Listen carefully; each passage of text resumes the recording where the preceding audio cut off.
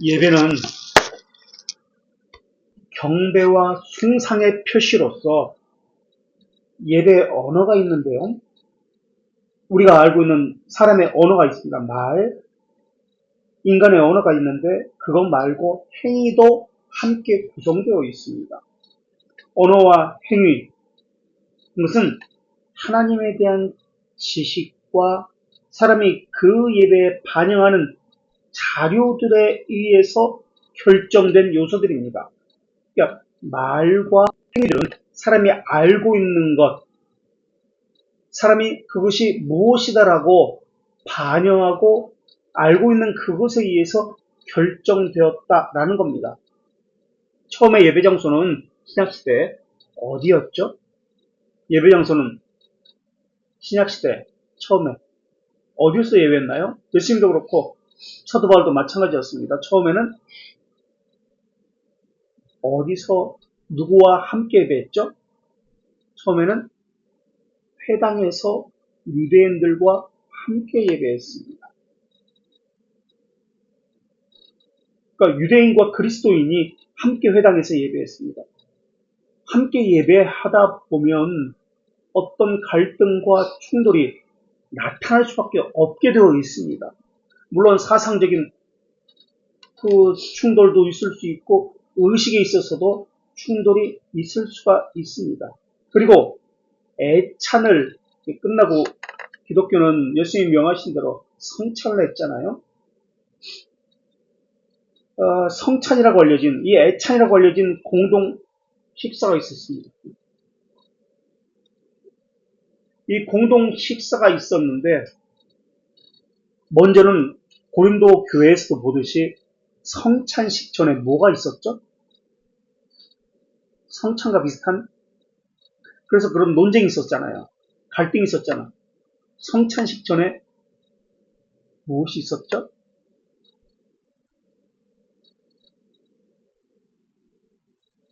각기 음식을 싸와서 부자들은 많이 싸우고 가난한 사람들은 못 가져오거나 적게 가져올 수밖에 없었습니다.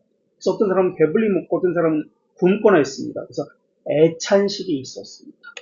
애찬식이 있고 그 다음 그 시간에 성찬식이 있었습니다.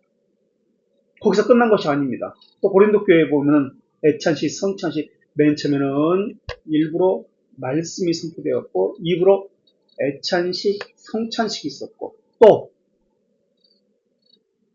고린도 교회에 보면 무엇이 나오죠? 예언하고 예언을 통변하고 방언하고 예언 통변이 아니라 방언 통변이지. 예언하고 방언하고 방언 통변을 하고 이러한 모임이 이어서 이루어졌습니다. 그러다가 점점 시간이 지나면서 질서와 이런 통제 가운데서 애찬은 없어지었고 방언도 사라지게 되었습니다. 이것이 2세기 때예요. 2세기 때 사라져. 그러니까 1세기 때 초대교회 때는 있었지만은 2세기 때부터는 그러니까 사도 시대는 있었지만은 사도들의 제자 속사도 시대는 이것이 사라졌다라는 겁니다. 처음에는 회당 예식과 예수님의 다락방 예식이라고 합니다. 성찬 예식을 다락방 예식이 함께 있었습니다. 성경 낭독과 성경에 대한 해설은 설교죠. 지금 기억하려면 이것은 회당에서도 그러니까 유대 예배에서도 이것은 있었습니다. 그러니까 이건 문제가 되지 않았어요. 저는. 그래서 이러한 전통은 유대 회당 예배로부터 기인한다고도 동일하니까 그렇게 말할 수도 있습니다. 예수님은 습관대로 관습대로 또는 회당에 안식일에 회당에 들어가셨습니다. 습관대로 규례대로라고 성경은 기록하고 있습니다. 누가복음 4장 16절 한번 찾아볼까요? 4장 16절 누가복음 4장 16절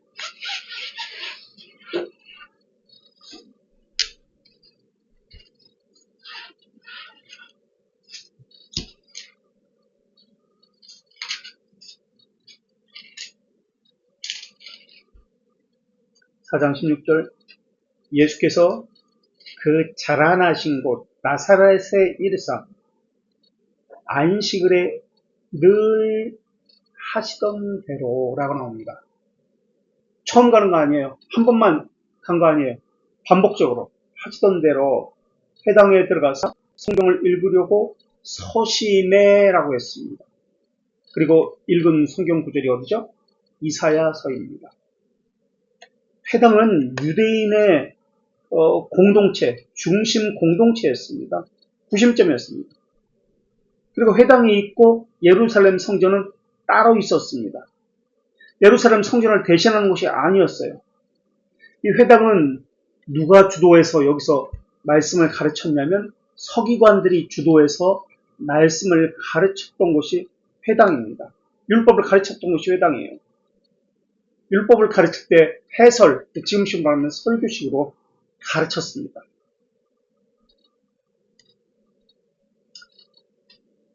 지금 누가복음 4장 17절 19절에서 예수님은 이사야 본문을 읽습니다. 그리고 20절에 책을 덮어 그 맡은 자에게 주시고 앉으시니라고 합니다. 그렇죠? 성경을 읽을 때는 일어서서 했습니다. 그리고 이 성경을 읽고 가르칠 때에는 앉아서 했습니다. 그러니까 지금으로 말하면 성경 봉독은 서서 했고 설교는 앉아서 했습니다. 그리고 회당에 있는 자들이 다 주목하여 보더라라고 나옵니다. 그리고 21절에 이에 예수께서 그들에게 말씀하시되라고 하면서 성경 읽은 것을 풀어서 설명해 주십니다. 강설을 하시는 거죠. 그러니까 우리가 예수님이 언제 앉았다, 언제 일어섰다 이러한 것이 지금 성경에 나옵니다. 이런 것들이 다 의미가 있는데 이것은 나중에 이야기하기라고 어쨌든 앉았다, 일어섰다, 성경을 읽었다, 성경을 가르쳤다 이러한 본문들이 지금 나옵니다. 여기서 지금 성경의 예배 순서가 하나씩 다 뽑아져 나오는 것인데요. 자, 그리고 이번에는 사도행전 13장 15절도 한번 보겠습니다. 13장 15절.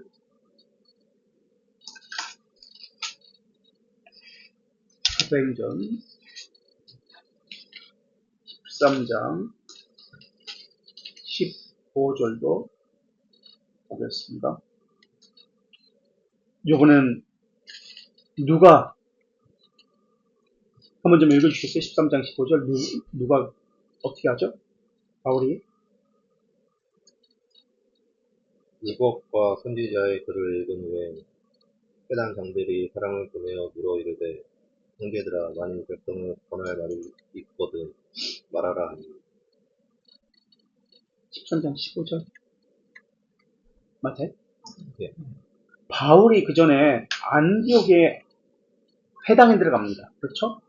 안식일에 바울이 안식일에 회당에 들어가서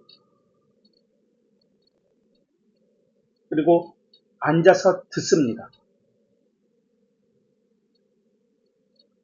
성경에 읽는 사람은 서서 읽고 회중은 앉아서 들었다는 것을 볼 수 있습니다.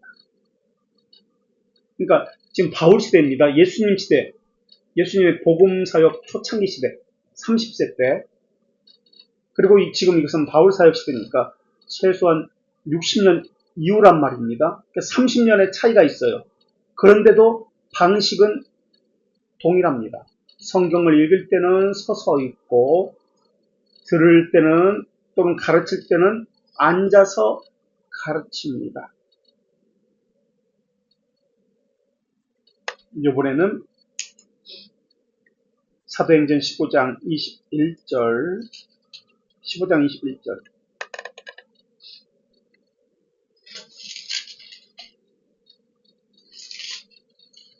15장 21절 한번 또 읽어주세요. 제가 읽을까? 이는 예로부터 각 성에서 모세를 전하는 자가 있어 안식일마다 회당에서 그 글을 읽음이라 하더라. 예, 모세는 당시는 구약밖에 없었잖아요. 신약이 없었으니까 모세를 읽었다는 구약을 읽었다는 얘기죠. 성경을 읽었다는 얘기죠. 성경을 읽을 때 전하는 자가 있었다라고 합니다. 각 성마다 안식일마다 그래서 회당에서 그 글을 읽었다라고 합니다. 안식일마다 회당에서. 또 사도행전 17장 2절에서 3절도 보십시오. 바울이 나옵니다. 17장 2절에서 3절. 바울이 자기의 관례대로 그들에게로 들어가서 새 안식일에 성경을 가지고 강론하며 뜻을 풀어 그리스도가 해를 받고 죽은 자 가운데서 다시 살아나야 할 것을 증언하고 이르되 내가 너희에게 전하는 이 예수가 곧 그리스도라 하니. 네. 보세요. 예수님이 누가복음 4장에서 그러니까 30년 전 또는 40년 전에 예수님이 했던 그대로 그 방식 그대로 회당에 가서 안식일에 성경에서는 여기서는 관례대로라고 씁니다. 관례대로. 그러니까 습관적으로 또는 이 관례대로는 규례대로. 그러니까 매 안식일마다 가는 거예요. 성경에 매 안식일마다 바울이 예수님이 안식일에 가서 예배했다. 그런 얘기는 없습니다. 그런 관례대로라고 나온 것을 볼 때, 바울은 안식일 때 안식일을 지켰구나라는 것을 알 수 있습니다. 그리고 그들에게 들어가서 새 안식일에 성경을 가지고 강론했다. 이제 가르쳤다는 것이죠. 성경을. 그리고 그 뜻을 풀어서 가르칩니다. 라고 나옵니다. 동일해요. 예수님 시대나 바울 시대나. 여기서 우리는 성경의 일부 말씀의 예전이라는 것을 가지고 이게 순서가 예배의 순서를 이런 순서로 가지고 있다는 것을 알 수 있습니다. 그래서 회당 예배는 언제 예배한다? 안식일 날. 어떤 예배의 순서를 가지고 있다? 기도와 성경 봉독과 성경 풀이라는 예배 순서를 가지고 있었다라는 것을 알 수 있습니다.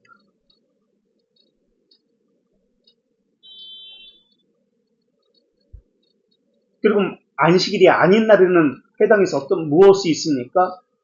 서기관들이 있었다고 했습니다. 서기관들이 안식일 아닌 날은 그 회당을 주관한다고 했습니다. 안식일에도 마찬가지고 서기관들이 하는 일은 율법을 연구하는 일입니다. 그래서 안식일이 아닌 평일에는 서기관들이 회당에 있어서 율법을 연구하고 또 바울이 3주간 가르쳤다라고 나옵니다. 이게. 마찬가지로 평일날에도 예배는 없었지만 성경을 가르치는 모임이 있었다라는 것을 알 수 있습니다. 평일에도 서기관들이 회당에서 성경을 가르칩니다. 라는 것을 알 수 있습니다. 또 사법기관의 역할도 했습니다. 그래서 옳고 그름, 율법적으로 어긋남이라든지 그래서 율법의 사법기관을 했던 것이 이 회당이었습니다. 그래서 율법에 위반한 유대인들에게 형벌을 내리는 역할을 했던 것도 회당의 서기관이었다라는 것을 알 수 있습니다. 회당이 생긴 것은 예루살렘 성전이 파괴되고 포로 시기에 유대인들의 구심점 역할을 위해서 회당이 생긴 것으로 보여집니다. 그래서 회당에는 약속된 시간에 유대인들이 모였습니다. 그래서 약속된 시간, 약속된 장소, 율법을 가르치고 율법의 다스림을 받도록 정해진 기관이 성전이 파괴되었으니까 회당으로서 역할을 했다라고 보여집니다. 그래서 이 회당을 시나고게라고 하는데 히브리어로 에다라는 단어입니다. 교회라는 단어가 여기서 나왔죠. 에다는 택하다라는 단어입니다. 택하다. 하나님께서 예배드리도록 예배의 날을 택하다, 예배의 장소를 택하다. 이게 신약에서는 회당, 즉 시나고게라는 단어로 번역되어 있습니다. 그래서 교회라는 단어는 두 가지 단어가 있습니다. 신약에서는 시나고게라는 단어, 회당이라는 단어와 그리고 어떤 단어가 있죠? 헬라어로 시나고게라는 단어 말고 교회라는 단어가 에클레시아, 그렇죠. 에클레시아라는 단어가 있습니다. 그러면 에클레시아와 시나고게 둘 다 교회인데 어떤 차이가 있을까요? 지금 시나고게는 택하다라는 의미를 가진 단어라고 했습니다. 하나님의 예배드릴 날을 택하다, 하나님이 예배의 장소를 택하다, 하나님의 사람들을 택하다, 이런 택하다는 개념입니다. 하나님의 측면입니다. 에클레시아는.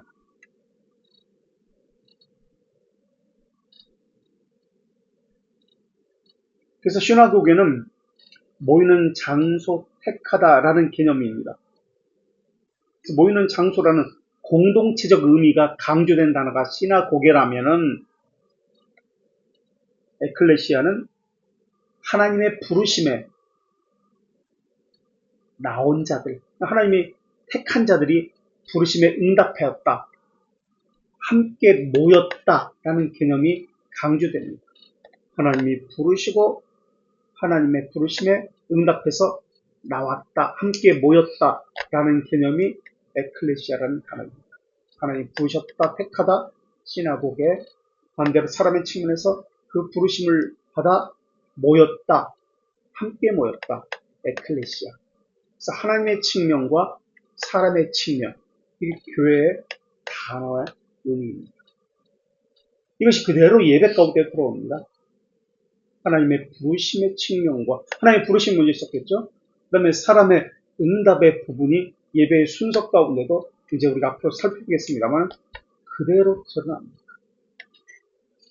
그런데 이 회당에서 함께 유대인과 그리스도인들이 예배했습니다만은 아까도 말씀드렸지만 어떤 갈등, 사상적 차이 이런 것들이 있을 수밖에 없습니다. 그리고 회당은 유대인들의 공동체적인 지역의 구심점 역할을 했던 겁니다.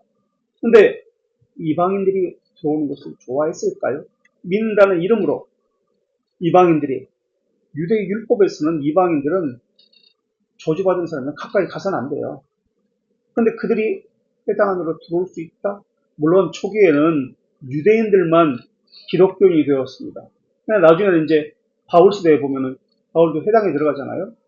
이방인들이 나아갈 수 있는 것은 아니었습니다. 그래서 회당으로부터 쫓겨납니다. 그리스도인들은. 그래서 그들만 따로 가정에서 예배가 있게 됩니다. 그래서 이게 교회의 시작입니다. 회당과 분리되어서. 그러나 기독교인들은 회당에서 주방되었지만은 회당의 요소를 그대로, 그 예배 요소를 성경 읽고 성경을 가르치고 하는 요소를 그대로 가지고 와서 가정에서 예배를 드리게 됩니다. AD 70년에 성전은 파괴되었습니다만은 그대로 회당은 존속되었습니다. 그래서 성경 봉독과 가르침, 해설을 중심으로 찬송, 기도가 첨가된 예배가 계속해서 이루어지게 되었습니다. 찬송은 시편이 사용되었습니다. 그렇다고 기독교 예배가 회당 예배에 복사판 그대로 붓다가지고 했던 것은 아닙니다. 기독교 예배는 새로운 계시와 새로운 정신이 담겨 있었는데요. 그 중에 하나가 무엇이죠?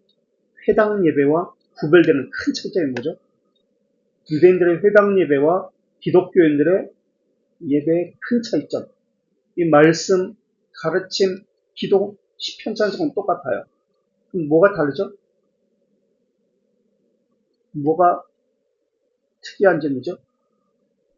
더 추가된 것이 있는데 성찬이에요. 성찬은 그들과 구별되는 것이었어요. 그래서 성만청과 성내적 교제가 예배 속에 나타나기 시작합니다. 이것은 주님이 행하신 것을 마음속에 간직하고 보존하고자 하는 그 행위였어요. 그래서 예배 가운데 그대로 이것이 성만찬이라는 것이, 또 성내적 교제라는 것이 들어오게 됩니다. 그리고 언제 예배했다고 했죠? 초창기에는, 초대교회는, 회당 예배 시에는 언제 예배했죠? 예배 날은? 예배 장소는 회당이었습니다. 예배 날은 언제였죠? 예배 날은? 그 당시에는? 네? 네, 안식일이었어요. 그죠? 안식일이었잖아. 바울도 그렇고 안식일에 들어갔다 왔잖아. 안식일. 토요일이에요, 토요일. 근데 이제 회당과 구별되는 시점에서 어느 날 예배하기 시작했을까요? 부활의 날인 안식 후 첫날, 즉 일요일에 예배가 시작되기 시작합니다. 왜냐면 왜 그랬을까요? 예배 가운데 뭐가 들었다고 그랬죠, 지금? 유대 회당 예배와 기독교인들의 예배의 차이를 지금 설명하면서 나머지는 똑같다고 했습니다. 그러나 차이가 있다면 성만 차이였습니다. 성내전적 교제가 차이가 있다고 했습니다. 그렇다면 예수님이 중심에 있는 예배, 다시 말하면 부활과 관련해서 성취관에서 부활과 관련된 주일에, 그러니까 일요일에 안식 후 첫날에 예배하는 것이 합당하다 여겼기 때문에 그렇습니다. 그래서 주님의 죽으심과 부활하신 날에 체험하는 예배로 이것이 고정되기 시작합니다.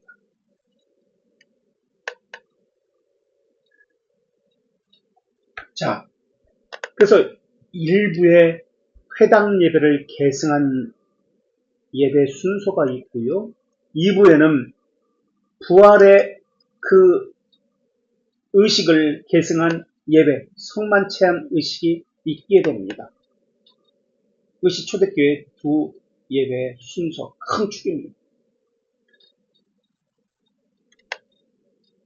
자, 그렇다면 첫 번째 부분이 회당 예배를 계승한 부분인데요. 한번 성경에서 찾아볼게요. 신약에서 회당 예배를 계승한 부분들을 한번 찾아보겠습니다. 우선 회당 예배를 일부입니다. 일부 회당 예배를 계승한 순서는 성경 낭독하는 것하고 성경에 대한 가르침, 해설이었다고 말씀드렸습니다. 자, 찾아볼까요? 디모데전서 4장 13절, 디모데전서 4장 13절에 바울이 디모데에게 무엇을 이야기하냐면, 디모데는 목회자인데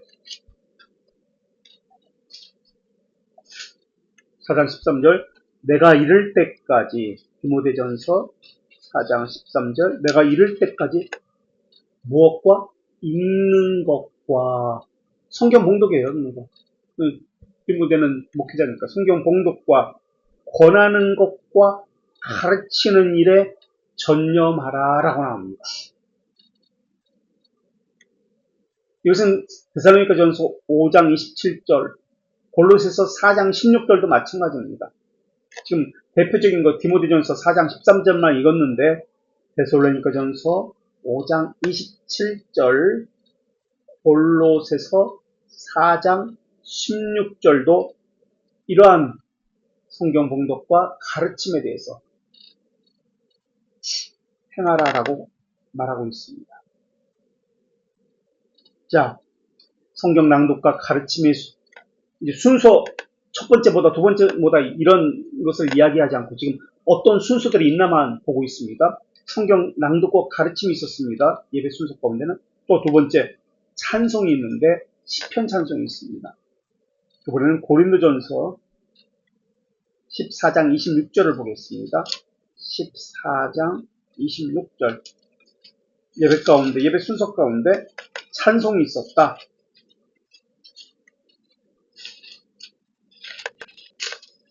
14장 26절. 그런즉 형제들아, 어찌하여 너희가 모일 때, 지금 예배 모일 때를 이야기합니다. 모일 때 찬송시도 있으며, 찬송이 있을까요? 찬송시라고 해서 시편 찬송을 지금 이야기합니다. 찬송시도 있으며 가르치는 말씀도 있으며, 성경 봉독 후에 가르치는 말씀이 있었다고 했습니다. 가르치는 말씀도 있었고 계시도 있었고, 방언도 있었고 통역함도 있었다라고 합니다. 초대교회 있었다고 2세기부터는 사라졌다고 말씀드렸습니다. 이 모든 것은 무엇을 위해서 한다? 덕을 세우기 위해서 하라라고 합니다. 그래서 예배의 순서 가운데는 이런 것이 있었습니다. 라는 것이 나옵니다. 또 골로새서 3장 16절도 한번 볼게요. 골로새서 3장 16절 예배의 순서 가운데 어떤 것들이 있었는지 골로새서 3장 16절 3장 16절 골로새서 그리스도 말씀이 너희 속에 풍성히 거하여 그리스도의 말씀이 너희 속에 풍성히 거하여 모든 지혜로 피차 가르치며 말씀을 가르치는 것이 나옵니다. 권면하고 시와 찬송과 신령한 노래로 부르고 감사하는 마음으로 하나님을 찬양하고 신령한 노래를 부르고 찬송을 부르라는 것이 나옵니다. 찬송을 부르라는 것이 골로새서 3장 16절에 나옵니다. 또 에베소서 5장 19절도 마찬가지입니다. 안 찾아보겠습니다. 이것은 에베소서 5장 19절, 골로새서 3장 16절, 고린도전서 14장 26절에 지금 시편 찬송을 불러라, 찬송시를 불러라 라는 것이 나옵니다. 자, 두 번째 요새 찬송 있는데 시편 찬송을 했습니다. 또 예배 순서 가운데 기도가 있고 회중들의 아멘이 있었다라는 것이 나옵니다. 사도행전 2장 42절에 초대교회 예배 순서의 모습들이 나옵니다. 어떤 예배 순서들을 가지고 예배했는지 2장 42절 우리 예배는 그냥 사람이 정한 게 아니에요. 성경에서 명하는 대로 성경적 원리를 가지고 규정적 원리를 가지고 성경에서 다 순서 하나를 도출해낸 거예요. 그래서 성경을 명하지 않으면 사람이 고함물입니다. 자, 사도행전 2장 42절 그들이 사도의 가르침을 받아 초대교회는 사도들이 성경 공부했고 성경을 가르쳤잖아요. 가르침을 받아 지금 예배를 이야기합니다. 서로 교제하고 떡을 떼며 이때 교제라는 것은 헌금을 이야기합니다. 성도의 교제, 구제를 이야기해요. 코이노니아를 이야기합니다. 떡을 떼며 성찬을 얘기했죠. 오로지 기도하기를 힘씁니다. 예배 가운데 성찬, 교제, 기도가 있었다라는 것을 알 수 있습니다.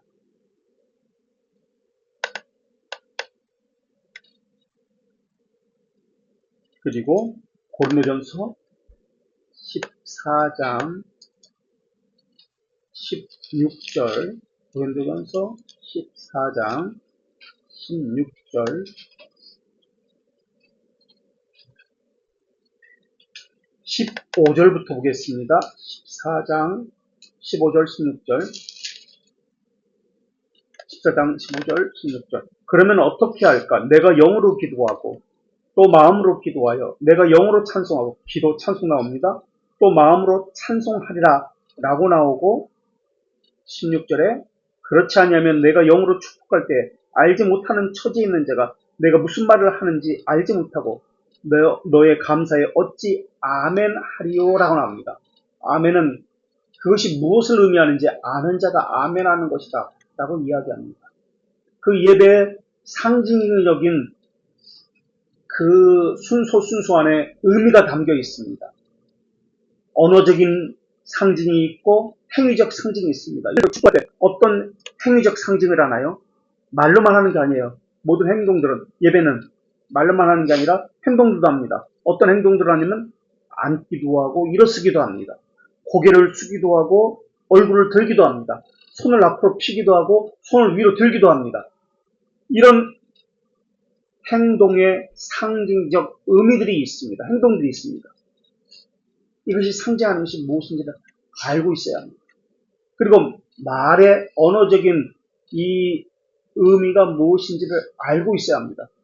그것을 알고 아멘 해야 합니다.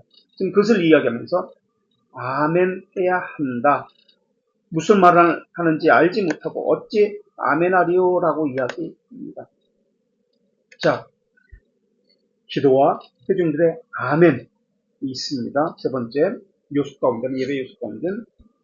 네 번째, 이거는 아까도 이야기했지만은 설교와 가르침이 있습니다. 아까는 성경 낭독이 있었고 이번에는 설교가 있었습니다. 아까 읽었던 거였어요. 고린도전서 14장 26절 다시 한번 읽을게요. 아까 읽은 거, 너희가 모일 때 각각 찬송시도 있으며 가르치는 말씀도 있으며 계시도 있으며 라고 이야기합니다. 사도행전 20장 7절 한번 보겠습니다. 이번에는 20장 7절, 아까는 앞부분이었을 때 언제 모였냐면 안식일에 모였습니다. 이제 사도행전 20장 뒷부분 가니까 언제 모이냐면 모임의 날짜가 달라지고 모임의 장소가 달라졌습니다. 사도행전 20장 7절에 그 주간의 첫날에, 주간의 첫날, 주일이라고 합니다. 안식 후 첫날, 그 주간의 첫날, 주일이 첫날이라고 지금 성경은 이야기합니다. 그래서 그 사람의 신앙의 양태를 보면은, 아유, 한 주간 동안 직장 다니기 위해서, 일하기 위해서 주일에 편히 쉬어야 된다 라고 생각하는 사람이 있습니다. 그러니까 주일을 쉬는 날이라고 생각해요. 또 주일을 마지막 날이라고 생각하는 사람이 있습니다. 첫날로 생각하지 않고 시작의 날로 생각하지 않습니다. 그런 성경은 첫날이라고 이야기합니다. 우리가 떡을 떼려 하여 모였더니, 성찬을 하기 위해서 모였더니 예배를 이야기합니다. 그럼 초대교회 성찬의 중요성은 물론 말씀도 있지만은 성찬에도 의미를 부여하고 있다는 것을 알 수 있습니다. 떡을 떼려 모였더니 바울이 이튿날 떠나고자 하여, 월요일날 떠나고자 하여 그들에게 강론할세, 말을 밤중까지 계속하며 강론했다라고 이야기합니다. 자, 그럼 다시 한번 정리해 볼까요? 회당 예배의 주 포인트, 중심 예배 순서는 뭐였죠? 회당 예배의 중심 순서는, 회당 예배의 중심 예배 순서는 뭐였죠? 성경 봉독과 성경을 가르치는 것이었습니다. 그렇다면 신약의 예배 중심 포인트, 중심은 무엇이었을까요? 신약의 기독교인들의 예배의 중심은 무엇이었을까요?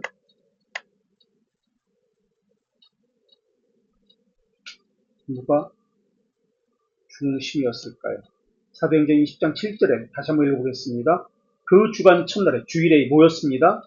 우리가 말씀을 듣기 위해서 모였더니 라고 했나요?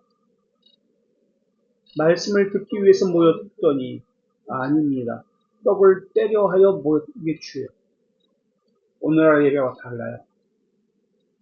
초대교회 우리에게 가르치는 예배는 오늘날 예배와 다릅니다.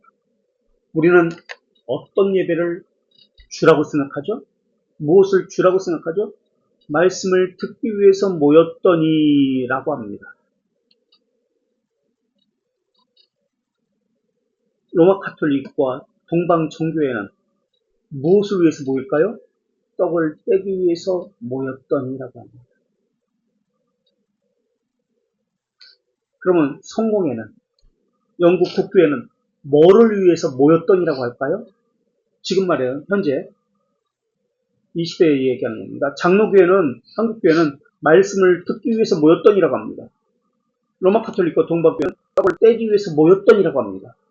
그러면 영국 국교회는, 성공회는 무엇을 위해서 모였더니라고 할까요? 기도하기 위해서 모였더니라고. 달라요. 예배 중심이 생각하는 것이 다 달라요. 우리만 지금 한국교회만 말씀을 듣기 위해서 모였더니라고. 지금 요 사상은 무엇을 중심으로 하는 사상이다? 어디로부터 내려온 사상이다? 회당 예배로부터 내려온 사상이다. 그러나 신약의 교회에서는 떡을 떼려 하여 모였더니 라고 합니다. 사도행전 2장 42절에서는 두 가지 것을 얘기했습니다. 다시 읽어볼게요. 사도행전 2장 42절. 사도행전 2장은 사도들의 초창기 예배입니다. 그죠? 사도행전 20장은 후반기, 사도 바울의 후반기 예배입니다. 초창기 예배는 그들이 사도들의 가르침을 받아가 먼저 나왔습니다. 그리고 서로 교제하여 떡을 떼며라고 나옵니다. 그러니까 두 가지 것이 지금 함께 혼재되어서 나옵니다. 일부의 회당의 예배에 전통이 있고 그 다음에 성만찬의 전통이 이어서 나왔습니다. 그래서 두 가지 것이 혼재되어 있습니다. 그러다가 사도행전 20장에서는 바울에서는 후반부에 떡을 때려 모였더니 라고 나옵니다. 그러면서 이것이 주가 되어서 그 다음에 말씀을 강론하고 이게 지금 가르침 강론 이게 빠진 게 아니에요. 뭐가 주가 되는지를 먼저 얘기하는 거예요. 지금 이게 중심이 되는 것을 얘기하는 거예요. 말씀을 강론하는 것이 있습니다. 없어졌다는 것이 아니에요. 있습니다. 그런데 뭐가 주가 되느냐? 무엇을 목적으로 모였냐? 떡을 떼기 위해서 모였더니 그들에게 강론할세라고 이야기합니다.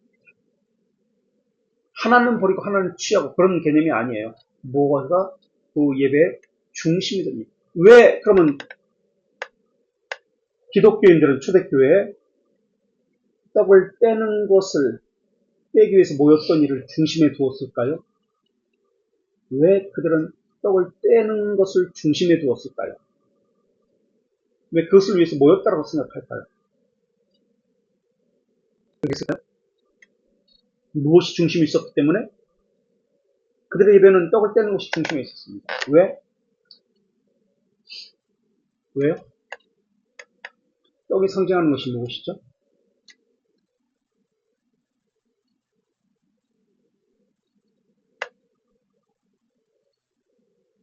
떡을 상징하는 것?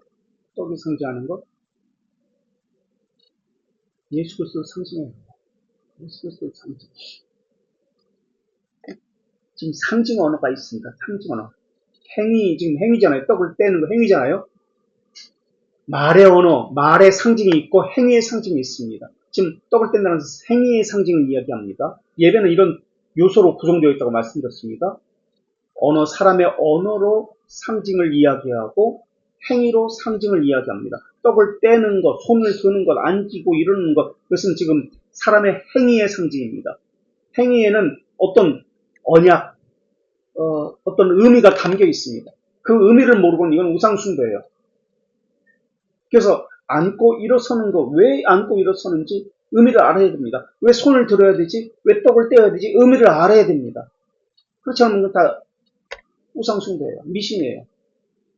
자, 떡을 뗀다라고 할 때, 그래서 예배는 두 축으로 이루어졌는데, 성만찬 예배, 그리고 이것을 다락방 예정이라고 얘기합니다. 다락방 예정. 주님의 만찬 예전, 다락방에서 예수님이 행하라고 말씀하셨죠. 그래서 첫 번째는 회당의 전통을 이어받은 말씀의 예전이 있고요. 그리고 두 번째는 2부 순서에는 다락방 예정으로서 주님의 만찬 예전이 있었습니다.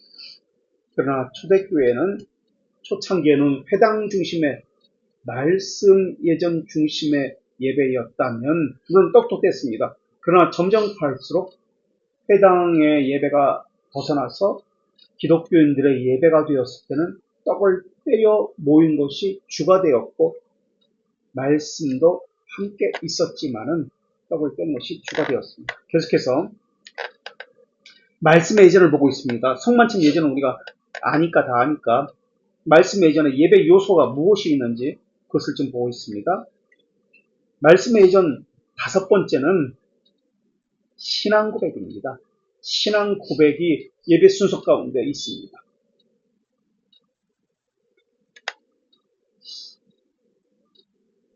신앙 고백이 질서 가운데 만들어져서 신조로, 형식으로, 신조라는 형식으로 굳어지게 되는데 그게 뭔지 아세요? 처음으로 만들어진 신조. 그러니까 신앙 고백이 굳어집니다. 형식으로, 신조로, 형식이 신조로 굳어집니다. 신조라는 형식으로 굳어지는데 사람들의 신앙 고백이 신조라는 형식으로 굳어지는데 이 신조가 신앙 고백이 예배 가운데 들어와서 하나의 순서로 나타납니다. 그것이 무엇일까요? 최초의 사람들의 신앙 고백적인 신조. 이게 무엇일까요? 맞아요. 1등이라 다르네. 그렇게 안 봤는데. 사도신조. 처음에는 사도신조라고 얘기하지 않았죠. 로마 신조라고 얘기했죠. 2세기 만들어졌습니다. 2세기. 처음으로. 이 신앙 고백, 사람들의 신앙 고백으로 시작합니다.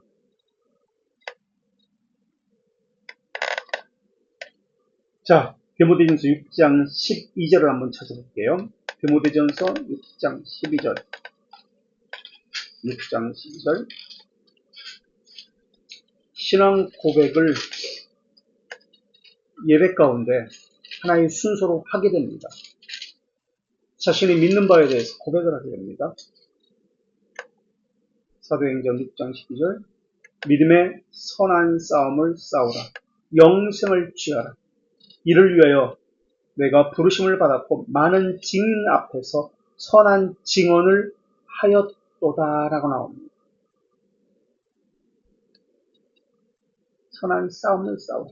우리의 하나님께서 우리를 부르신 목적은 뭐죠? 고린도전서 3장 16절에 보면 영생을 얻게 하려 하심이라라고 합니다. 영생을 위해서 싸워라라고 이야기합니다. 이것을 위해서 너희가 부르심을 받았다라고 이야기합니다. 그리고 증인들 앞에서 선한 증언, 신앙 고백을 하였다라고 이야기합니다. 신앙 고백을 했다. 그래서 우리가 교회 등록 교인할 때 신앙 고백을 하게 합니다. 자, 이번에는 이제 중요한 본문인데요. 신앙 고백과 관련해서 무엇을 신앙 고백했는지 고린도전서 15장 1절에서 4절의 말씀입니다. 중요한 부분입니다. 그러니까 당시 사람들이 무엇을 고백했는지, 무엇이 신조로 형식을 취하게 됐는지, 형식을 취해서 신조로 나타나게 됐는지 나옵니다. 고린도전서 15장 1절에서 4절. 이 본문이 중요합니다. 여기는 우리가 믿는 믿음의 내용이 담겨있기 때문에 그렇습니다. 복음의 내용이 무엇인가? 여기서 중요한 동사 4개를 찾아보세요. 중요한 동사 4개. 이 중요한 동사 4개는 동사 2개로 요약될 수 있습니다. 어떤 동사가 중요한지 4가지 동사를 우선 읽어보고 나서 이야기해볼까요?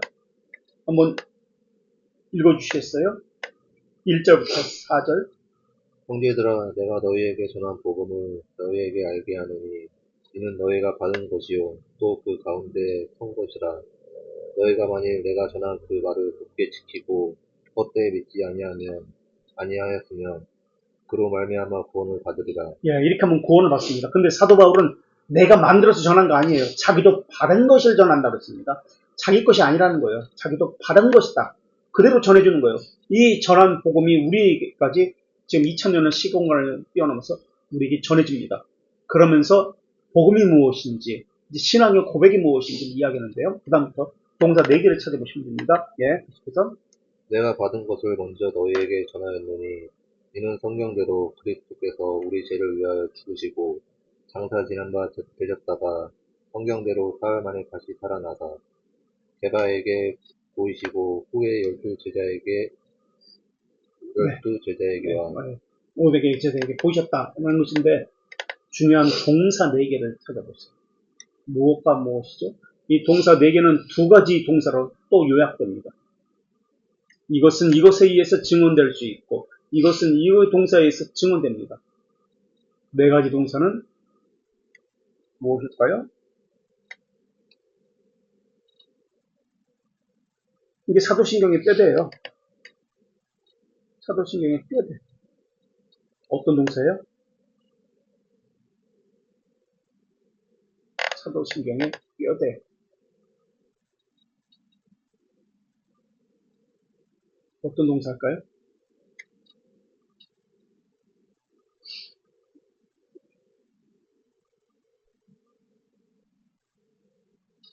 다시 한번 2절부터 한번 볼까요? 내가 너에게 다시 한번 읽어주시겠어요? 천천히 또 다시. 너희가 만일 내가 전한 그 말을 굳게 지키고 헛되이 믿지 아니하였으면 그로 말미암아 구원을 받으리라. 구원을 받습니다. 내가 전하는 것을 헛되이 믿지 않으면 그 다음부터 나옵니다. 자 보세요. 내가 받은 것을 먼저 너희에게 전하였느니 이는 성경대로 성경대로 그리스도께서 우리 죄를 위하여 죽으시고 우리 죄를 위해서 죽으셨다라는 동사입니다. 죽으셨다. 죽으신 것은 무엇에 의해서 입증되나요? 그 다음에 장사되는 것으로 입증됩니다. 동사 죽으셨다, 장사됐다 동사가 나옵니다. 그러나 장사된 것은 죽으신 것에 종속됩니다. 포함됩니다. 죽으셨다. 그 다음에 이제 부활이 나옵니다. 또 읽어주시고. 장사 지낸 바 되셨다가 성경대로 사흘 만에 다시 성경대로 앞에 성경대로 나왔죠. 지금 또 성경대로 또 나옵니다. 성경대로 죽으셨다가 성경대로 부활하셨습니다. 그럼 부활하신 것은 무엇을 증거로 부활하셨다는 것을 내세우죠? 12 제자에게와 500여 제자에게 나타나셨다는 것을 나타내 보임으로 증거를 삼습니다. 그러니까 나타나셨다는 것을 부활하셨다로 종속됩니다. 나타나신 것은 부활하셨다에 종속됩니다. 결국 두 동사로 이야기하면 복음의 내용은 무엇입니까? 예수님께서 우리 죄를 위해서 어떤 동사?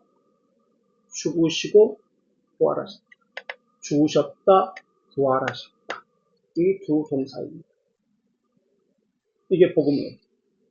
복음의 내용. 이게 사도신경의 뼈대입니다. 죽으시고 부활하셨다. 그래서 죽으시는 장사된 것에 드러났고 부활은 제자들에게 나타나신 것으로 드러났습니다. 동사 4개는 이렇고 동사 2개는 또한 이렇습니다. 자,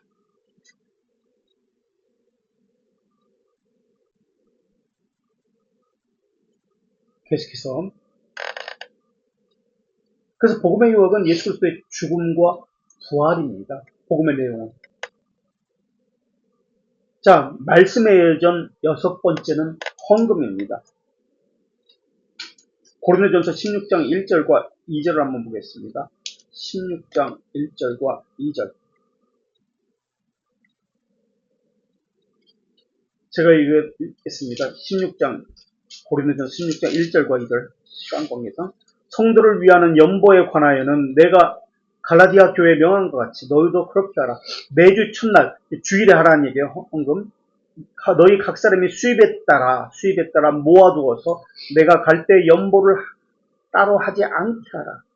각 교회에 명합니다. 매주 주일날 성도를 위한 연보, 지금 구제헌금을 이야기합니다. 이걸 주일날 하게 했습니다. 그 다음에 고린도 후서 9장 13절. 고린도 후서 9장 13절에도 이렇게 말씀합니다. 고린도 후서 9장 13절에도 모든 사람을 섬기는 너희의 후한 연보로 말미암아 하나님께 영광을 돌리고라고 합니다. 예배 순서 가운데 연보라는 것이 들어갑니다. 연보. 여기서 연보는 지금 구제헌금을 이야기합니다. 구제헌금. 그래서 교회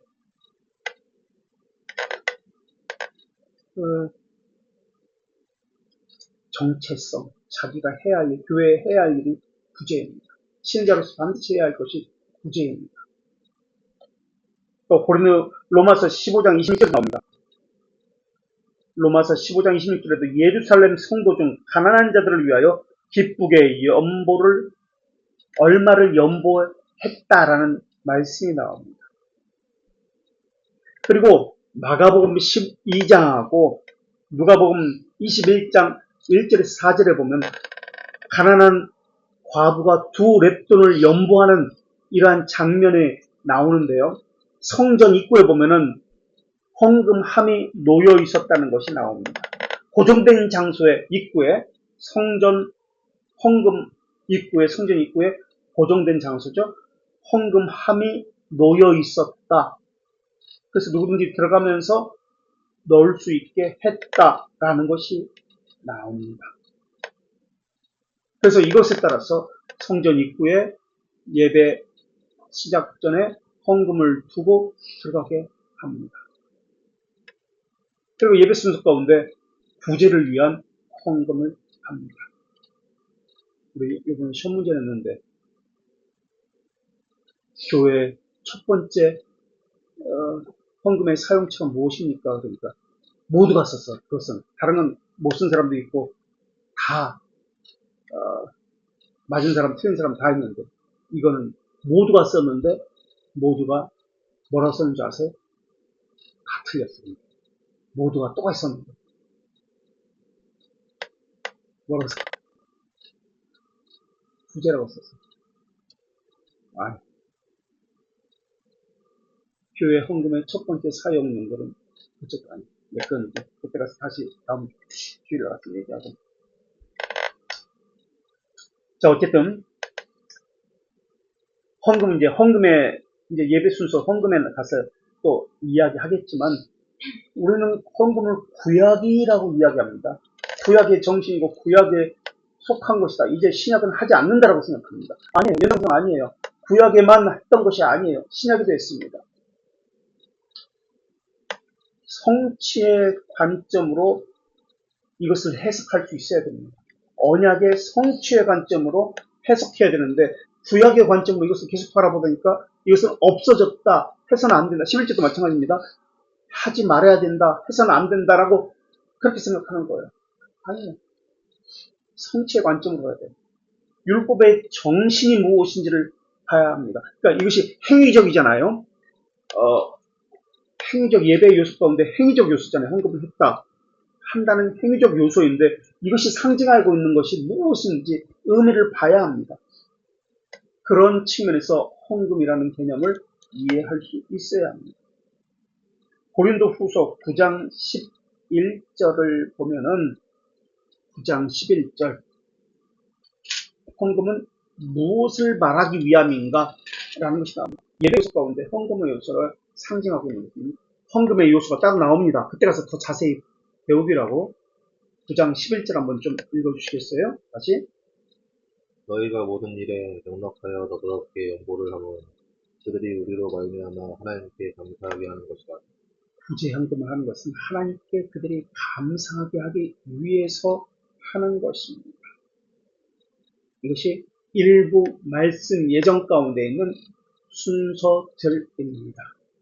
자, 말씀의 예정 가운데 어떤 순서들이 있습니까? 성경 봉독도 있고 성경을 해설하는 설교도 있고 기도도 있고 찬송도 있고 신앙 고백도 있고 헌금도 있습니다. 그리고 아멘도 있습니다. 이런 요소들이 예배 순서 가운데 들어갑니다. 여기까지. 혹시 질문이나 나누고 싶은 거 있어요?